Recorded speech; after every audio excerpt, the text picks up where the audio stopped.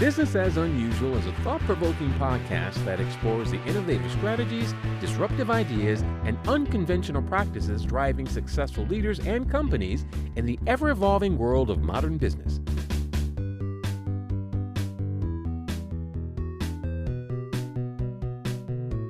Subscribe, comment, and share for weekly inspiration with our host, Aisala. Welcome to Business as Unusual. I'm here today with Neil Callanan. Neil helps mission-driven companies prove that activism doesn't just inspire, it sells, by measuring how campaigns move culture through commerce and therefore fuel real-world change. For over 15 years, he has shown leaders how to tie their values to a measurable ROI, which reflects the Business as Unusual focus on building businesses with profit models that include both people and the planet. I'm really excited to have you here today. Welcome to the show. Yeah, thanks for having me. Excited to be here.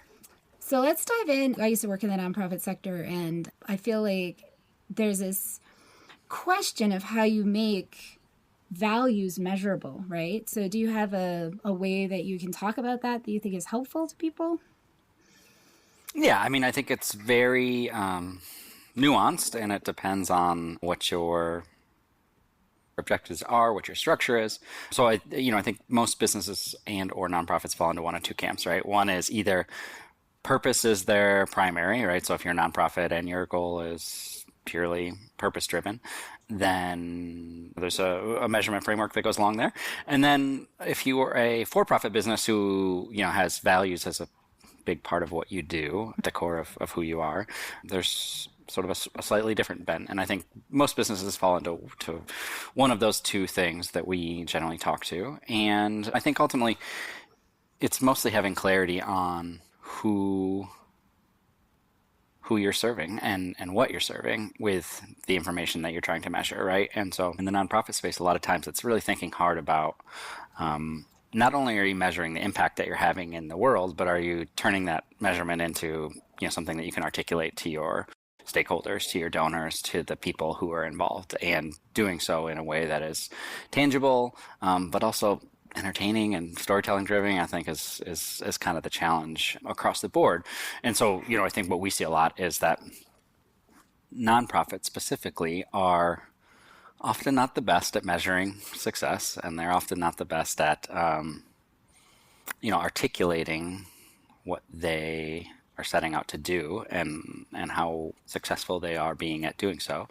And so, thinking about a framework that allows them to really focus in their energy is kind of where we try to help, right? So on the nonprofit side, it could be anything from, if you are trying to impact the planet and your charter as an organization is to reduce greenhouse emissions, then we want to find ways to measure that impact. And, that could be in the literal, right? It could be in the number of trees planted. It could be in the, amount of carbon that's been captured, that kind of thing. But it could also be in tandem about how effectively you're getting your message out to the world, right? Because if education is a big part of what you are trying to do, then that should be super measurable.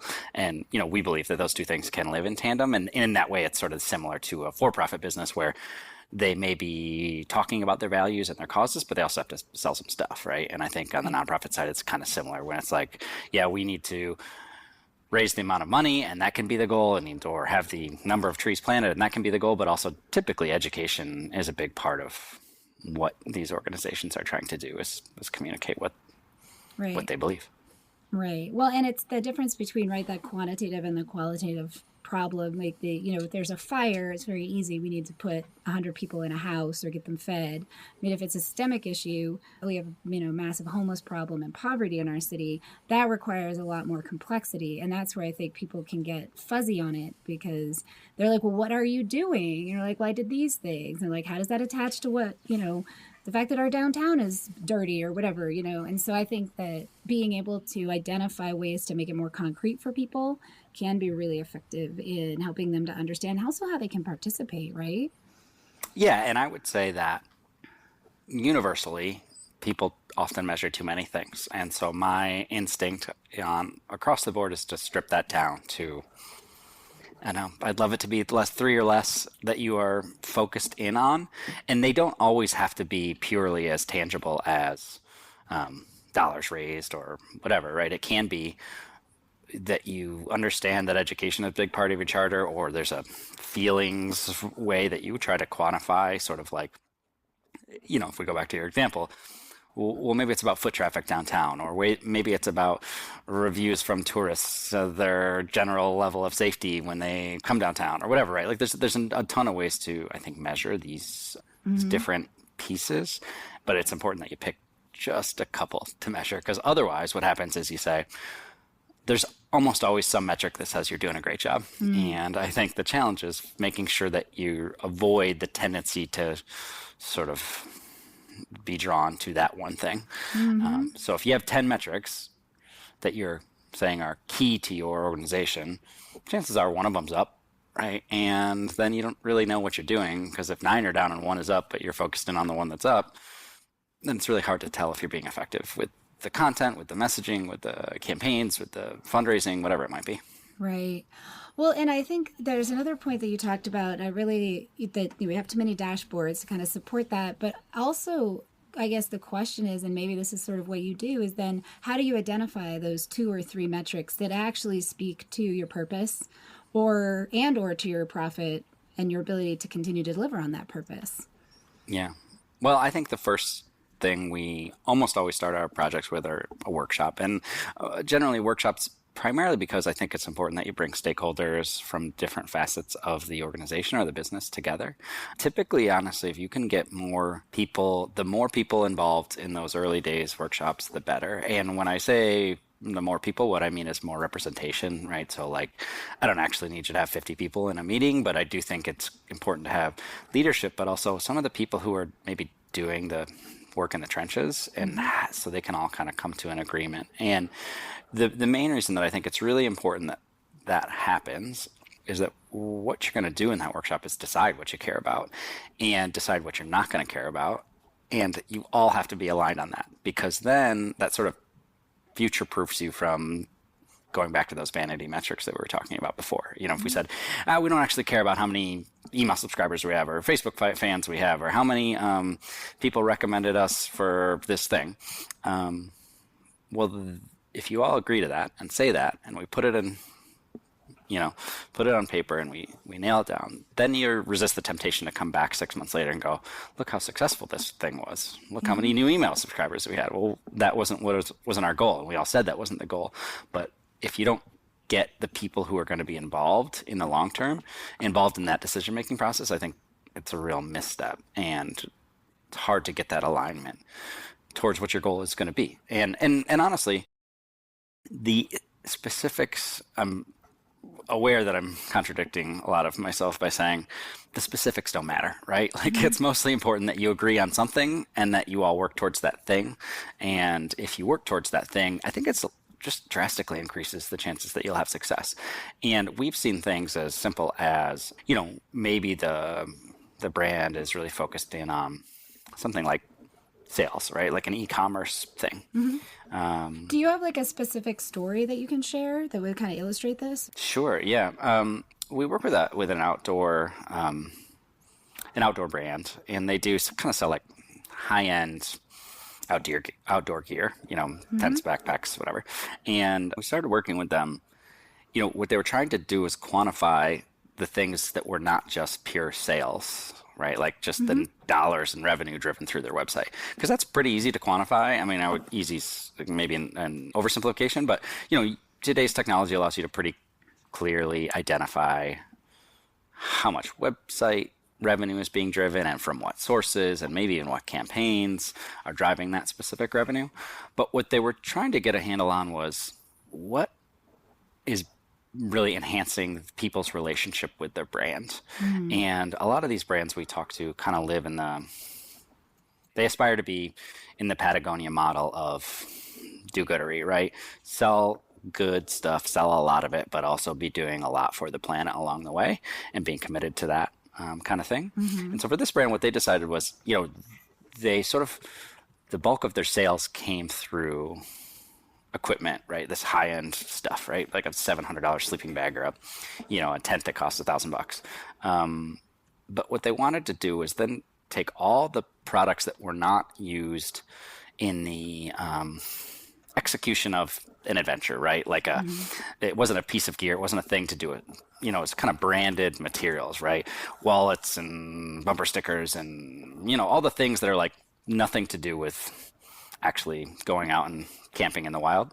And so we basically bucketed all of those into a series of what we were just calling brand affinity purchases that allow them to say, okay, did we sell more stuff? That's super important. But are we also seeing a decent share of just pure, we didn't even actually care how much money was generated from the t-shirts that had their name on it and their logo on it, more of like how many net individuals purchased a thing. So rather than looking at the revenue driven by the t-shirts that they sold, they just want to say how many individuals went and said, I'm such a big fan of this company that I want to wear their name That's on a my shirt really or different my way wallet to or my handle bumper that sticker. metric. Yeah, and I could see that it would communicate a very different thing to the team too. Yeah, because they're not mutually exclusive. They Right. typically happen together.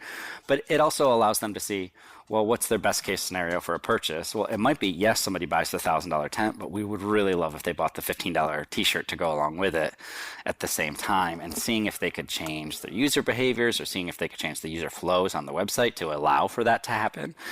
It sort of makes it, once you decide that those two things are goals that are going to live together, you can come up with strategies to execute those goals, right? They can both actually happen at the same time. Yeah. You just have to know that you want to do both for it to take place, No, that makes a lot of sense.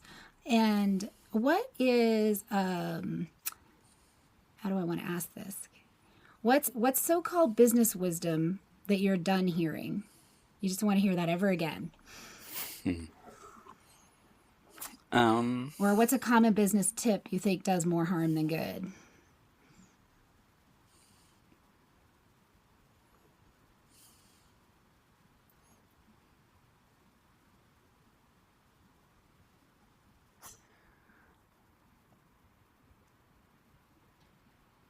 I would say that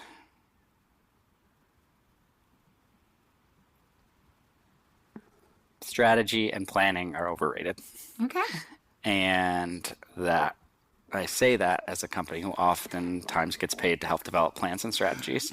And I think that's just because, especially in today's world where it's not like, if you take it through a marketing lens, yes, it was really important in 1965 to make sure your Volkswagen ad was perfect and pithy and designed to hit the page of the New York Times very effectively, and then you were going to commit to a 6-month run, and then that was how it was going to work. And then you'd take those results and try to learn something from it. We just get the information so much faster now that sometimes I feel like plans and strategies prevent people from actually looking at the information that they have coming in, right? If you're seeing signals that are saying that's not working, you can actually see those signals very quickly now. You don't need to wait 6 months. And so if you spend 6 months coming up with a strategy, you are incentivized to spend the next 6 months looking for why that's working really, really well. And that can be on a fundraising side, that can be on a marketing campaign, that can be on a product launch. I think the information's there for us to move quicker. And because of that, strategies need to be designed and plans need to be designed to factor in the incoming information and change very rapidly. And so a really big, long, like McKinsey 75-page plan for how somebody should do a thing, I just don't think it's that valuable anymore. Because if the more you paid to get it, the more time you spent developing it, the more stakeholders you talk to, the more, you just end up with so many things that lead you to the sunk cost. And then you might find out that actually people hated that message or that thing, or it wasn't working, and Yeah. You can change quicker. Being nimble, especially now, and adjusting to how the information comes. That sounds really wise. What advice would you give your 18-year-old self?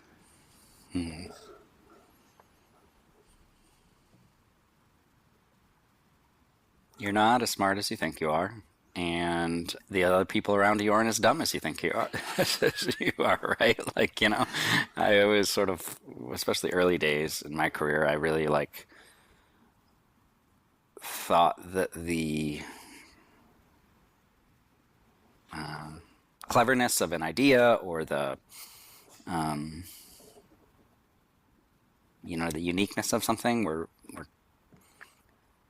kind of the most important thing. And I would say that, over time you sort of learn that ideas are just ideas, and there's a lot of them, and a lot of them are good, but how good they are matters sort of very little. And I think in the beginning I was really sold on this idea that I could come up with a big, bold idea, whether it was a campaign creative or a, big pitch or a big thing, and that would mean it would be successful. And I think the success is not really much tied to how good or bad an idea is, or how smart or not smart somebody is who's trying to do that. I think it's a lot in the operations and the process and the commitment to doing the thing and the showing up, and the people with the best ideas also have to show up and do what they say they're going to do and be grown-ass adults. And I think the ability to have a good idea doesn't,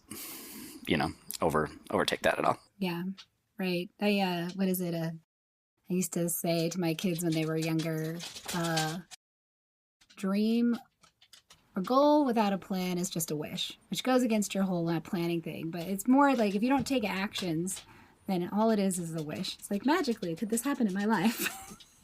Yeah, and I don't think that I want to make sure I'm clear. I actually think plans are very important.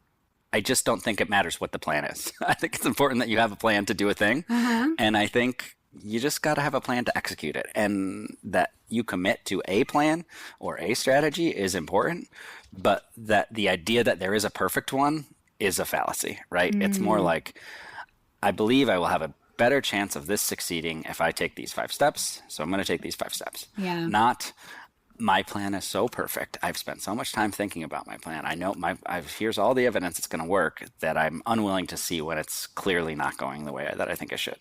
And so I think a lot of times creativity tries to overcompensate for a lack of just a commitment to the follow through. And a commitment to the follow through is, I think, much more important than how good or bad an idea is. And if you go look at marketing messages or nonprofit campaigns, it's like, you can see it. Like, the ones that are successful are not always the ones you're like, man, I wish I came up with that idea. But something's working. They're doing it a lot, right? It's working for them in some way. And it's probably in the execution rather than in the pure creativity of the thing. Yeah, they're getting it done. What's something you are excited about in your business? Well, we, Loose Grip, the agency is 17 years old now. GRASP, which is our sort of measurement framework for values, activism, nonprofit brands, is something we only really launched a year ago. We've been playing in that space for a long time in the work that we do, but sort of accidentally more than intentionally. And so I'm really excited about the launch of GRASP entirely, which is sort of a framework for measurement, and it's a process where we take folks through like I said before, a workshop to develop a framework and then figure out a plan to make sure all the tracking and the data is in place to execute on that. And we're really excited about the kinds of companies that we get to work with in that space, right? So we want to not only be tied to helping people sell more stuff, but also having a positive impact on society or the planet or the people. And I think this work is pretty exciting because it gives us a chance to do that and help them, continue to evangelize for that, both internally with their stakeholders or their board or their donors, and externally with, customers and sponsors and all the things. Yeah, that's fantastic. For folks that are listening, how do they learn more, follow you, get in touch? Sure. Well, our framework and some information about it, a couple of case studies, is at graspyorimpact.com. And you can find me on LinkedIn at Neil, Neil Callanan, Callanan. And our agency is Loose Grip, Loosegrip. You can find us all over the place talking about marketing measurements and digital marketing and all the things. And we're always happy to just learn more about what people are doing and get a chance to connect with folks, especially those who are trying to have a positive impact on the planet. Thank you. I appreciate it. Thanks for talking to me today. Sure. Thanks for having me. All right. Thank you for tuning in to Business as Unusual. Remember, in this ever-evolving world of modern business, it's not about fitting in. It's about standing out. See you next time. Stay curious, stay innovative, and always keep it unusual. I hope you enjoy the show. I love making it. If you did enjoy it, consider hopping over to the review portion of the platform you listen on and letting other people know about it. Or share the episode or the entire show with a friend or subscribe to the show. Definitely reach out, get on my newsletter, follow me on social media, and let me know what you like, what you don't like, and what you'd like to see in the future. Well, we love our guests. Appearance on the Business as Unusual podcast or any Bicurean consulting production is for information purposes only and is not to be considered an endorsement of their business practices, or character. Please properly vet anyone you find through this podcast and generally before you do any business with them. Thank you for listening.